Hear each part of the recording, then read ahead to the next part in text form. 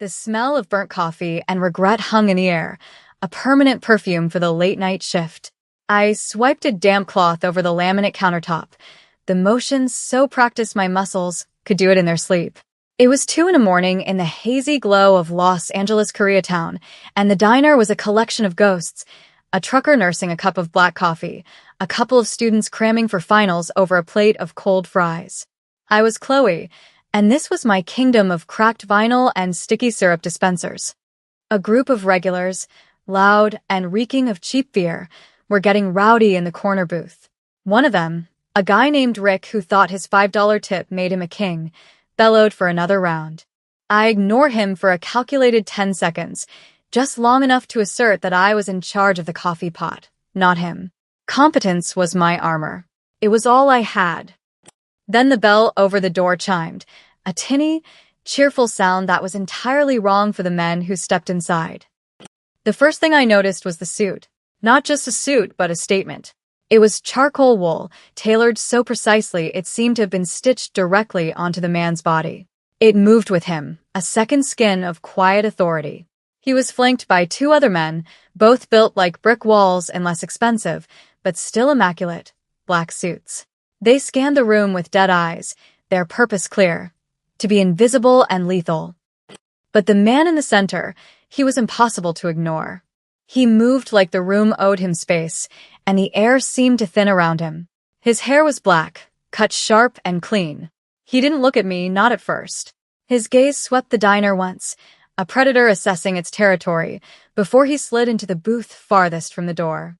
A position of power, a clear line of sight. I grabbed a menu, my footsteps sounding too loud on the checkered linoleum. "What can I get for you?" I asked, my voice flat, professional. He didn't look up from the tabletop, where his hands rested. They were elegant, long-fingered, with clean, clipped nails. A single, heavy silver ring sat on his right pinky, carved with a symbol I didn't recognize. "Coffee," he said. His voice was a low rumble, devoid of any accent I could place. It was just absolute, black.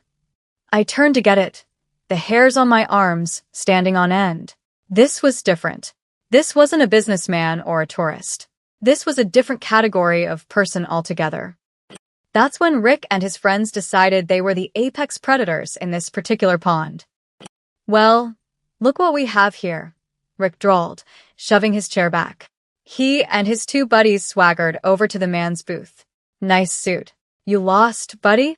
The fancy part of town is a few miles west. The man in the suit didn't move. He didn't even blink.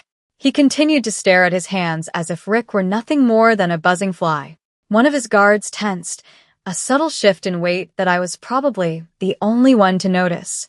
Rick, emboldened by the lack of reaction, leaned over the table, getting in the man's face. "I'm talking to you." The man slowly lifted his head. His eyes were dark, a shade of brown so deep they were almost black, and utterly empty of emotion. It was like looking into a well. He held Rick's gaze for a long, silent moment. The temperature in the diner seemed to drop 10 degrees. "You are," he said, his voice still quiet, yet it cut through the greasy air like a razor. The simplicity of the statement seemed to enrage Rick. He was used to bluster and threats, not this surgical calm. He scoffed, looking for his audience. His eyes landed on me. "Hey, sweetheart," he sneered, his gaze slimy. "This guy bothering you? We can take care of him for you." He took a step toward me, reaching out to grab my arm. "Think you're tough?" Rick's friend laughed, poking one of the guards in the chest. "Prove it." It happened fast. Before the man's guards could move, before the man himself could even rise, Rick's hand clamped down on my forearm. The touch was possessive, insulting. And in that instant, a lifetime of being underestimated, of having to be tougher and smarter just to get by, coalesced into a single, clarifying point of action. I didn't scream. I didn't pull away. I acted. I had a fresh, steaming pot of coffee in my right hand. With my left, I grabbed Rick's wrist, using his own momentum to twist his arm back. He grunted in surprise, his grip faltering. I pivoted, slamming his hand, palm down, onto the searing hot surface of the commercial grill behind the counter. A raw, animal scream tore from his throat. The sickening sizzle of flesh meeting hot metal filled the sudden, absolute silence of the diner. He wrenched his hand back, clutching it to his chest, his face pale with shock and agony. His friends were frozen, their drunken bravado evaporating like steam. I set the coffee pot down with a steady hand, my heart hammering against my ribs not with fear, but with a cold, sharp adrenaline.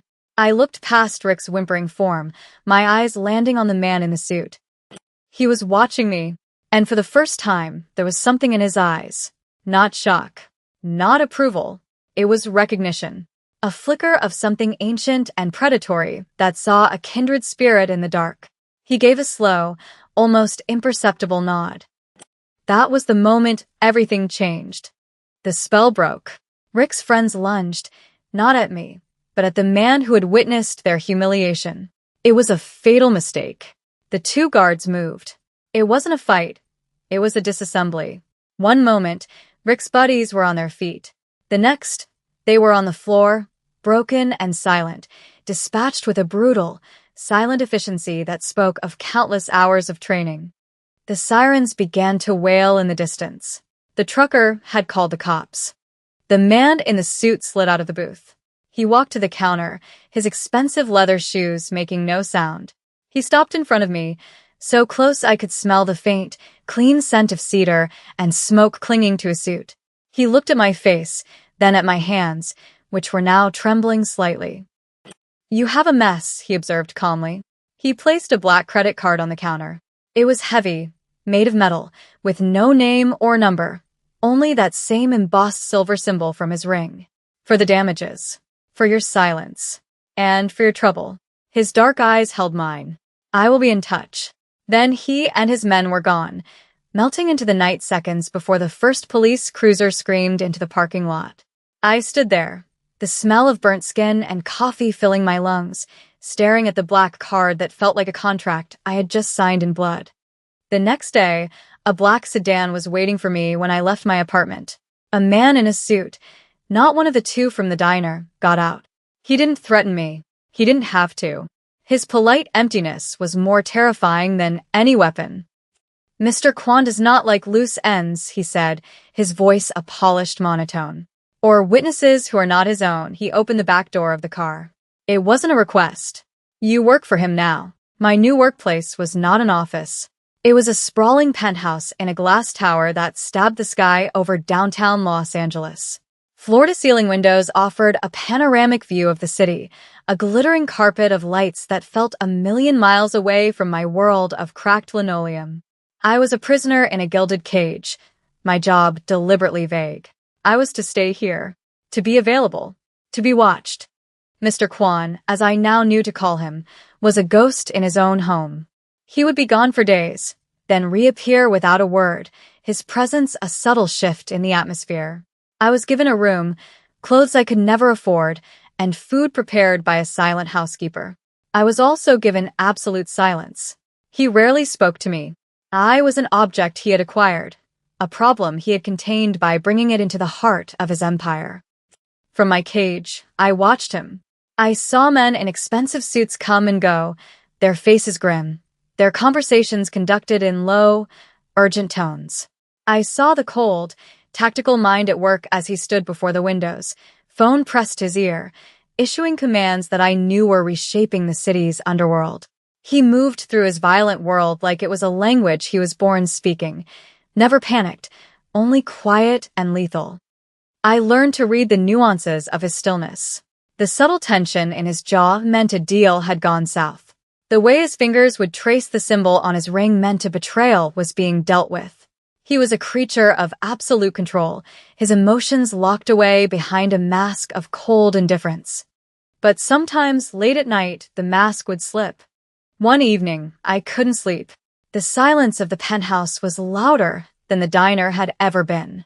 I wandered into the main living area, drawn by a sliver of light from under his study door. I knew I shouldn't, but I crept closer. The door was ajar. He was standing with his back to me, staring at a small, framed photograph on his desk.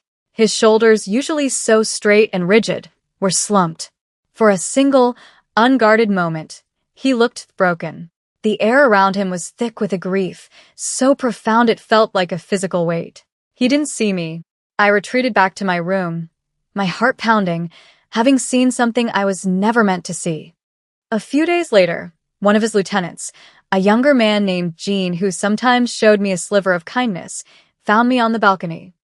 "He's not always like this," Gene said, startling me. He gestured vaguely toward the study. "The man you see now, he was different before." I stayed silent, knowing that asking questions in this world was a mistake. Years ago, his fiancée, Jimin, was killed. Gene continued, his voice low. "A car bomb. It was meant for him. A message from a rival family, sent with help from the inside. His own cousin sold him out. He looked out at the city lights. He built this empire on her memory, on the promise that he would never be weak enough to lose someone he was meant to protect again. That is the debt he carries. His wound. The one vulnerability he kept hidden from the world. It wasn't just loss, it was failure. A failure of his protection, a betrayal by his own blood. Suddenly, the coldness, the control, it all made a terrible kind of sense. He hadn't just lost a woman he loved, he had lost the man he was with her. The knowledge changed how I saw him. I no longer saw just the monster. I saw the man the monster was built to protect. The war with the rival faction, the Parks, escalated. It moved from the shadows into the open. One afternoon, Kwon was taking me somewhere. He never explained where we were going when it happened. We were in the back of one of his armored sedans, gliding through the city streets. I was watching the blur of palm trees when a dump truck, appearing from nowhere, slammed into our side with the force of a freight train. The world became a chaotic symphony of screaming metal and shattering glass. The car spun, the force throwing me across the seat. Before I could even process what was happening, Kwon's body was covering mine. He shielded me with his own weight, his arm clamped over my head, pressing me down as the car finally skidded to a halt. The sharp crack of gunfire erupted outside. "Stay down," he commanded, his voice a low growl in my ear, his breath warm against my skin. Through the shattered window, I saw them, men with automatic weapons, swarming our vehicle. Gene, in the front seat, was returning fire. The air was thick with the smell of gunpowder and burning rubber. In the midst of the chaos, my door was wrenched open. For a split second, I had a clear path. I could run. I could scramble out of the car and disappear into the terrified crowds on the sidewalk. I could go back to being Chloe from the diner, a ghost in a city of millions. Freedom was right there. But then I saw it. A dark stain spreading across the side of Kwon's pristine white shirt, just below his ribs. He was hit. He grunted in pain as he shifted to get his own weapon, his face pale but his eyes burning with a cold, lethal fire. I made a choice. I didn't run. I stayed. I reached out, tearing a strip of fabric from the hem of my own shirt. I pressed the makeshift bandage against his wound, my hands surprisingly steady. "Pressure," I said, the words sounding thin and useless in the roar of the firefight. He glanced down at my hand on his side, then back at my face. His expression was unreadable, but the intensity in his gaze pinned me in place. The world outside was exploding, but in that moment, the entire universe shrank to the space between us, to the feeling of his warm blood on my fingertips. They fought off the attackers. It was bloody, efficient, and over in minutes. We abandoned the wrecked sedan and were bundled into a different vehicle that appeared out of a side street. We drove to an unfamiliar, sterile-looking apartment, a safe house. Kwon slumped onto a leather sofa, his breathing shallow. Gene was on the phone, his voice tight. "We need a doctor." "No." Kwon bit out, his voice strained. "No doctors. No one outside the family." He looked at me, his dark eyes narrowed in pain and calculation. "You." My blood ran cold. "Me? I don't know what I'm doing. I took a first aid class once, at a community college." "Get the kit," he ordered Gene, ignoring my protest. A few minutes later, I was kneeling in front of him, a medical kit open on the floor. His suit jacket was gone, his shirt unbuttoned, revealing the jagged piece of shrapnel embedded in the flesh of his side. The sight of his vulnerability was unnerving, intimate. My hands trembled as I cleaned the wound. "This is going to hurt," I whispered. "I'm aware," he said, his voice tight. He was watching my face, not the wound. His focus was absolute, unnerving. I took a deep breath, picked up the tweezers, and pulled the metal free. He hissed, his body going rigid, but he made no other sound. Now came the worst part. The stitches. The needle felt alien in my fingers. As I prepared to make the first stitch, my hand shook violently. His hand covered mine. The touch was not controlling. It was firm, warm, and steadying. His skin was calloused against my own. He wasn't stopping me. He was helping me. For that 1 second, we were not a monster and his prisoner.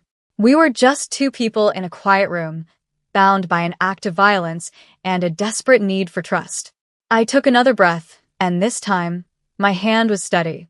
I began to sew his skin back together, the silence between us charged with everything we could not say.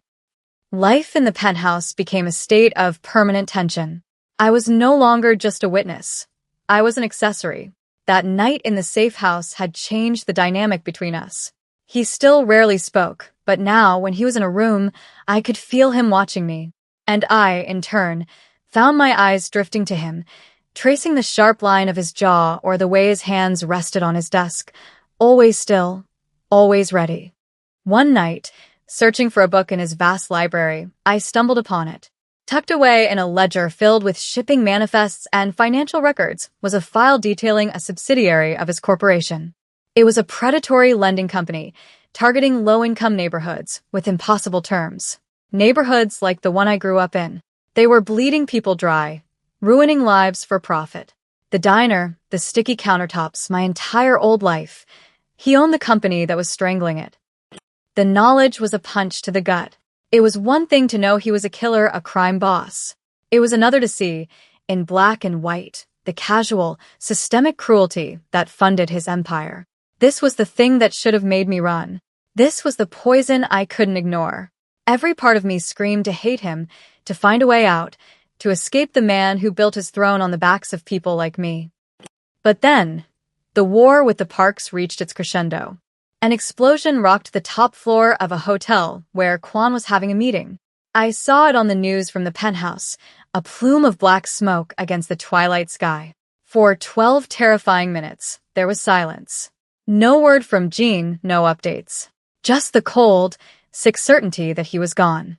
The relief that washed over me when Jean finally called to say Quan was alive, bruised, furious, but alive, was so potent it made me nauseous.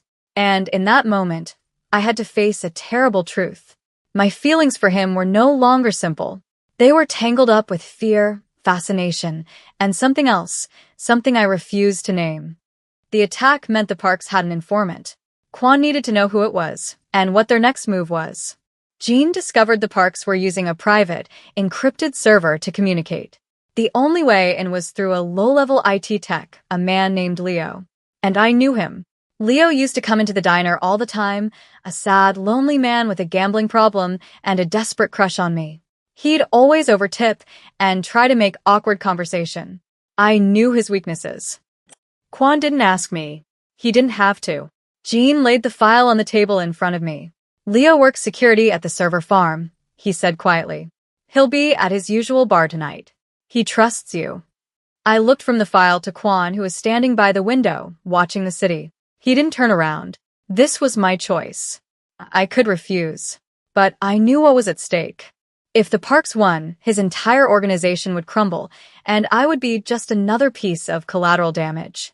Staying with him was survival. But this was different. This was participation. That night, I found Leo at the bar. I let him buy me a drink. I smiled. I listened to his problems. I let him believe he had a chance. And when the moment was right, I told him a story about being in trouble, about needing to access a file for a friend. I used his loneliness against him, turning it like a key in a lock. He gave me his login credentials and a key card, believing he was helping me, believing he was my hero. Walking out of that bar, I felt filthy. I had crossed a line I could not uncross. I had used a person's kindness as a weapon. Back at the penthouse, I handed the key card and the password to Jean without a word. I went to stand on the balcony, needing the cold night air to breathe. A few minutes later, Quan stepped out beside me. The silence stretched, thick and heavy. "You see the world as it is," he said, his voice low. "Not as you wish it was. That is a rare thing." It wasn't a compliment. It was a statement of fact. He was acknowledging the darkness in me that mirrored his own. I told myself that staying here was about survival. I said, my voice barely a whisper. "I think I've been lying to myself." It was the most honest thing I had ever said to him. It was a confession, not of love, but of complicity. He turned to face me, and in the faint light from the city below, I saw the hard lines of his face soften almost imperceptibly. He reached out, his fingers brushing a strand of hair from my cheek. The touch was light as a ghost, yet it burned a trail on my skin. The information I'd stolen from Leo proved invaluable. It revealed the traitor in Quan's organization and laid out the park's entire strategy. But it also revealed something else. They knew about me. They didn't know who I was exactly, but their informant had told them there was a woman. Someone who was always with Quan. They saw me as his weakness, a vulnerability to be exploited. The next day, Jean insisted I get some fresh air. A supervised walk in the private garden on the building's rooftop. It was the first time I'd been outside in weeks. The sun on my skin felt glorious. But the feeling didn't last. Two men, dressed as gardeners, moved toward me. Their eyes were wrong. Their hands were reaching. Before my two guards could react, they were on me. One clamped a hand over my mouth. I was being dragged toward the service stairs. They were taking me. They were going to use me to get to him. The final confrontation was inevitable. The attempt to kidnap me was the last move the Parks would ever make.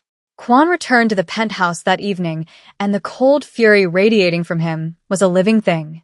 The air crackled with it. He was going to end this. Tonight. He laid out a plan for a surgical strike on the park's headquarters, a fortified restaurant downtown. "You will stay here," he told me. It was an order, absolute and final. "You will be safe." He thought he was protecting me. But I was done being protected. I was done being a pawn. As his men prepared, their movements crisp and silent as they checked weapons and radios, I thought about Leo. I thought about the information I had coaxed out of him. He hadn't just given me his password. In his rambling, lonely monologue, he had complained about his job, about having to make late-night maintenance runs to the park's restaurant. He'd mentioned a service entrance in the sub-basement, used for off-the-books deliveries, an entrance that wasn't on any of the official blueprints. An unguarded way in. I found Jean as he was heading for the door. "They're expecting you to come through the front or the roof," I said, my voice low and urgent. "They're not expecting you to come up from the sewers." I drew him a quick, crude map on a napkin, showing him where Leo had said the entrance was. Jean stared at the napkin, then at me. A slow understanding dawned in his eyes. He nodded once, tucked the napkin into his pocket, and left. I had not just waited to be rescued. I had given them the blade. I spent the next 2 hours pacing the length of the penthouse, the city lights below a meaningless blur. Every siren I heard in the distance was a knife in my gut. I didn't know what I was waiting for or what I hoped the outcome would be. I only knew that my life, the one I had known, was over. A new one was being forged tonight in fire and blood. He returned just before dawn. The door opened, and he was there, framed in the doorway. He was not pristine anymore. His perfect suit was torn and stained with blood, some of it his, most of it not. A fresh cut angled across his cheekbone. He looked weary, down to his bones, but he was alive, and he was victorious. Behind him, his men were fewer than when they had left. Jean was not among them. A cost is always paid. Nothing in this world is free. He walked into the room, his eyes finding me immediately.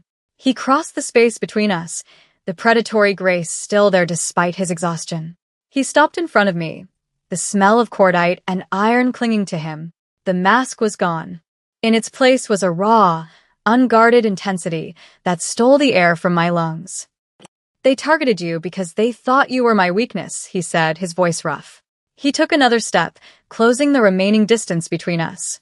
His hand came up, not to touch my hair, but to cup my jaw, his thumbs stroking my skin. "They were wrong. You are my strength. It was not a declaration of love. It was something more vital, more elemental. It was an acknowledgement, a claiming. He let his hand drop. The parks are finished. My empire is secure, he said, his voice regaining some of its usual control.